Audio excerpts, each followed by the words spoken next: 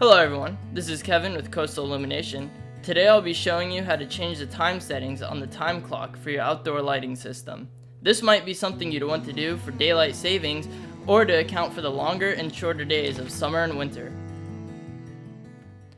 First, let me give you a little basic information about time clocks. You'll notice on the dial that half of it is white, which represents AM, and the other half is black, which represents PM. That little green pin is to set the time you want the lights to come on. The red pin is to set the time you want the lights to turn off.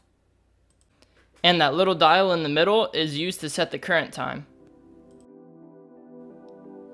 So as you can see here, I'm setting the clock so that the lights turn on at 7:30 p.m. I'm going to leave the stop time at 12. Now I'm changing the current time back an hour to 3 p.m. The clock only rotates clockwise, which is why I went all the way around.